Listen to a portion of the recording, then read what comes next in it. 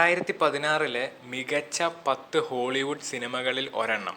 വെറും 1 മണിക്കൂർ 36 മിനിറ്റ് മാത്രം ദൈർഘ്യമുള്ള സിനിമ.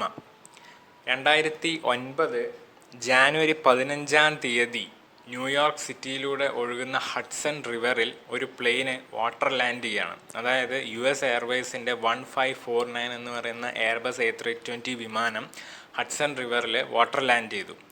അത് എന്തത്ര പ്രത്യേകത? വിമാനാപകടങ്ങൾ എല്ലാവരുടെയും സ്വാഭാവികമല്ലേ എന്ന് പറയും.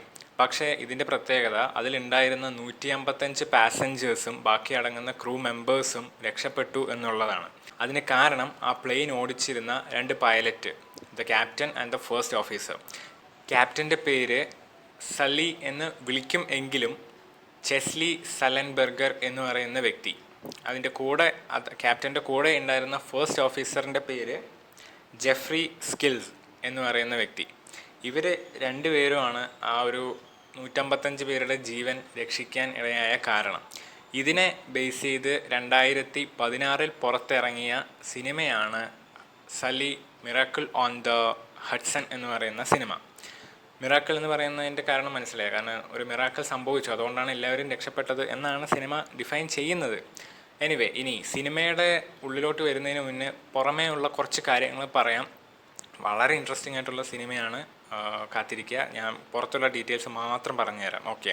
സിനിമ ഡയറക്റ്റ് ചെയ്തിരിക്കുന്നത് ക്ലിൻറ്റ് ഈസ്റ്റ്വുഡ് എന്ന് പറയുന്ന വ്യക്തിയാണ്. ഇദ്ദേഹത്തെ പേര് പറഞ്ഞാൽ അറിയില്ലെങ്കിലും ചിലപ്പോൾ ഇദ്ദേഹം അഭിനയിച്ചൊരു സിനിമ പറഞ്ഞു കഴിഞ്ഞാൽ നിങ്ങൾക്കറിയും.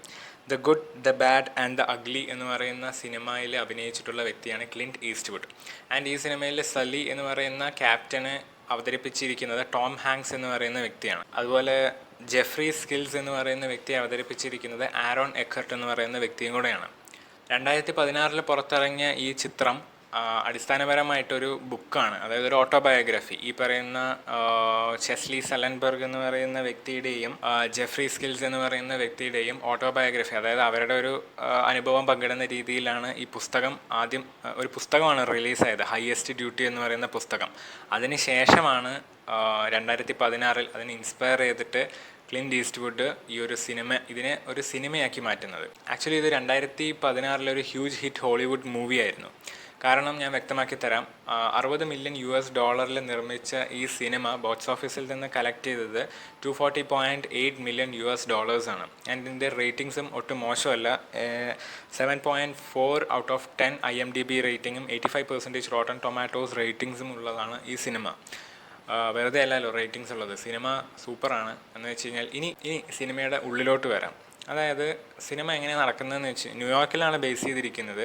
സിനിമ പോർട്രേ ചെയ്യുന്നത് ഈ സള്ളി എന്ന് പറയുന്ന പൈലറ്റ് ഉണ്ടല്ലോ, അദ്ദേഹത്തിൻ്റെ ലൈഫിനെ കൂടെയാണ്. അതായത് ആ ഒരു സംഭവം നടന്നതിന് ശേഷമുള്ള അദ്ദേഹത്തിൻ്റെ ലൈഫും അല്ലെങ്കിൽ അദ്ദേഹം നേരിടുന്ന മാനസികമായ പ്രശ്നങ്ങളും. മാനസികം എന്ന് വെച്ച് കഴിഞ്ഞാൽ ഒരുപാട് അങ്ങനെയൊന്നുമല്ല, നമുക്കും ഒരു ആൻസൈറ്റിയും എല്ലാം, നമുക്കും ഒരു ചെറിയ പേടിയല്ല. ഇങ്ങനെ എന്തെങ്കിലും ഒരു കാര്യം ചെയ്ത് കഴിഞ്ഞാൽ നമുക്ക് ചെറിയൊരു പേടിയൊക്കെ തോന്നുമല്ലോ, ഇതെങ്ങനെയായിരിക്കും ഇനി ആൾക്കാർ വിലയിരുത്തുക എന്നൊക്കെ പറഞ്ഞ് ചെറിയൊരു ഉള്ളിലൊരു പേടി തോന്നുമല്ലോ, അത് ഇദ്ദേഹത്തിന് ഉണ്ടാവുന്നുണ്ട്. അതാണ് ഈ സിനിമ മോസ്റ്റ്ലി പോർട്രേ ചെയ്യുന്നത്. ഇനി സിനിമയുടെ മൂവിങ് എങ്ങനെയാണെന്ന് ചോദിച്ചു കഴിഞ്ഞാൽ പാസ്റ്റ് കാണിക്കുന്നുണ്ട്, പ്രസൻറ്റ് കാണിക്കുന്നുണ്ട്. അത് രണ്ടും മിക്സായിട്ട് പല രീതിയിൽ പല സമയങ്ങളിലായിട്ട് കാണിക്കുന്നുണ്ട്. പിന്നെ കുറച്ച് എന്താ പറയുക, നമ്മളുടെ തോട്ട് കാണിക്കുന്നുണ്ട്. അതായത് ഇപ്പം ഇങ്ങനെ നമ്മൾ ഈ ഡേ ഡ്രീം എന്നൊക്കെ പറയില്ലേ, അതുപോലെ ഇരുന്ന് കാണുന്ന ആ ഒരു ഇത് കാണിക്കുന്നുണ്ട്. പിന്നെ ഇതിൽ എനിക്ക് ഏറ്റവും ഇമ്പോർട്ടൻ്റ് ആയിട്ട് അല്ലെങ്കിൽ ഇഷ്ടപ്പെട്ട് തോന്നിയിട്ടുള്ളൊരു സംഭവം എന്ന് വെച്ച് കഴിഞ്ഞാൽ ഇതിന് ശേഷം, അതായത് ഈ സംഭവത്തിന് ശേഷം ഇവരെ 2 പൈലറ്റുമാരെയും ഒരു കോർട്ട് പോലുള്ള ഒരു സ്ഥലത്ത് കൊണ്ടുവരുത്തുന്നുണ്ട്. അതായത് പാസഞ്ചർ സേഫ്റ്റി അസോസിയേഷൻ എന്നൊക്കെ പറയുന്ന പോലെ കുറേ ഓർഗനൈസേഷൻസ് ഉണ്ടാവുമല്ലോ. അവരിൽ ബോർഡ് മെമ്പേഴ്സായിട്ടുള്ള 3-4 പേര് ഇവരെ ഈ വിചാരണ ചെയ്യാന്ന് പറയില്ലേ, വിചാരണയല്ല, അതുപോലെ കാര്യങ്ങൾ ഇവരിൽ നിന്ന് ചോദിച്ചറിയുന്ന ബോർഡ് മീറ്റിംഗ്സും കാര്യങ്ങളെല്ലാം നടക്കുന്നുണ്ട്. അത് ഓരോ ദിവസങ്ങളിലായിട്ട് നടക്കുന്നുണ്ട്. അപ്പോൾ അത് സംഭവിക്കുന്നതിൻ്റെ ഇടയിൽ സിമുലേഷൻ എന്ന് പറയുന്നൊരു സംഭവമുണ്ട്. എന്ന് വെച്ച് കഴിഞ്ഞാൽ ഒറിജിനൽ പ്ലെയിൻ അല്ല, ഒരു സ്ക്രീന്, അതിൽ കറക്റ്റായിട്ട് ഈ ഗെയിമിംഗ് സെറ്റപ്പ് എന്നൊക്കെ പറയില്ലേ, അത് കണ്ടിട്ടില്ലേ യൂട്യൂബിൽ, അതേപോലെ ഒരു സിമുലേഷൻ ഇവർ ചെയ്യുന്നുണ്ട്. അതിലെ പൈലറ്റ്, ആ സിമുലേഷനിൽ പ്ലെയിന് പറത്തിക്കൊണ്ടിരുന്ന പൈലറ്റ് കറക്റ്റായിട്ട് ഈ പ്ലെയിനിനെ കറക്റ്റായിട്ട് ലാൻഡ് ചെയ്യിക്കുന്നുണ്ട്. ഇനി പ്ലെയിന് എന്തുകൊണ്ടാണ് വാട്ടർ ലാൻഡ് ചെയ്തതെന്ന് ഞാൻ പറഞ്ഞില്ല, അത് സിനിമയിലുണ്ട്, അത് നിങ്ങൾ കണ്ടു നോക്കുക. അത് ഞാൻ പറയുന്നത് ശരിയല്ലല്ലോ, അത് സിനിമ കണ്ട് മനസ്സിലാക്കിയാൽ മതി. അപ്പോൾ ഇതിന് ശേഷം, ഈ ഒരു അപകടത്തിന് ശേഷം പ്ലെയിന് കൃത്യമായിട്ട് വാട്ടർ ലാൻഡ് ചെയ്യുന്നതിന് പകരം കൃത്യമായിട്ട് റൺവേയിൽ തന്നെ തിരിച്ചിറക്കാൻ സാധിക്കും എന്ന് സിമുലേഷൻ പറയുന്നുണ്ട്. പക്ഷേ അതേസമയം സല്ലി എന്ന് പറയുന്ന പൈലറ്റ് ഇവരോട് പറയുന്നുണ്ട് എത്ര പ്രാവശ്യം ട്രെയിനിങ് ചെയ്തതിന് ശേഷമാണ് ഇവർ കൃത്യമായിട്ട് ഈ സിമുലേഷനിൽ കറക്റ്റായിട്ട് റൺവേയിൽ ലാൻഡ് ചെയ്തതെന്ന് ചോദിക്കുന്നുണ്ട്. അപ്പോൾ അവർ കുഴഞ്ഞു പോകുന്നുണ്ട്. അവർ പറയുന്നുണ്ട് 17 പ്രാവശ്യം അങ്ങനെ ഒരു നമ്പർ പറയുന്നുണ്ട്. അപ്പോൾ ഇവരുടെ ഫസ്റ്റ് ഈ സിമുലേഷനിൽ ഫസ്റ്റ് പറത്തിയ ഒരു ഫ്ലൈറ്റിൻ്റെ ആ ഒരു സിമുലേഷൻ്റെ വീഡിയോ ഉണ്ടോ എന്ന് ചോദിക്കുന്നുണ്ട്. അപ്പോൾ അവരത് പ്ലേ ചെയ്യുന്ന സമയത്ത് അതിൽ വ്യക്തമാവുന്നുണ്ട് എന്ന് വെച്ച് കഴിഞ്ഞാൽ ആ 2 പൈലറ്റുമാരാണല്ലോ സിമുലേഷനിൽ ഉണ്ടാവുക. അവർക്ക് വാട്ടർ ലാൻഡ് ചെയ്യാൻ സാധിക്കുന്നില്ല, അവർക്ക് അങ്ങനെ ഒരു ഡിസിഷൻ എടുക്കാൻ സാധിക്കുന്നില്ല. അവർ നേരെ ബിൽഡിങ്സിൻ്റെ ഇടയിൽ കൊണ്ട് ക്രാഷ് ചെയ്യാൻ ഉണ്ടാവുന്നത്. അപ്പോൾ അത് സല്ലി പറയുന്ന ഒരു പൈലറ്റിനോടും അല്ലെങ്കിൽ ലോകത്തിലുള്ള മറ്റെല്ലാ പൈലറ്റുമാരോടും ഒരു റെസ്പെക്റ്റ് തോന്നുന്ന രീതിയിൽ ഉള്ളൊരു സീനായിട്ട് എനിക്ക് തോന്നി. ആൻഡ് അത് സൂപ്പറായിട്ട് ചെയ്തതായിട്ടും എനിക്ക് തോന്നി. അത് ഭയങ്കര റെസ്പെക്റ്റ് തോന്നുന്ന രീതിയിലും അങ്ങനെയെല്ലാം എനിക്ക് തോന്നി. ഇനി ഈ സിനിമയെപ്പറ്റി ഒട്ടും അറിവില്ല എന്നുള്ളവർ ഒന്നും മനസ്സിൽ വിചാരിക്കേണ്ട, നേരെ പോയി കണ്ടോ. കാരണം 1.5 മണിക്കൂറല്ലേ ഉള്ളൂ, വലിയ സമയമൊന്നുമില്ല. അത് കണ്ടോളൂ. സൂപ്പറായിട്ട് ചെയ്തിട്ടുണ്ട്. അതായത് ഡയറക്ഷൻ ആയാലും ആക്ടിങ് ആയാലും എല്ലാം വളരെ സൂപ്പറായിട്ടുണ്ട്.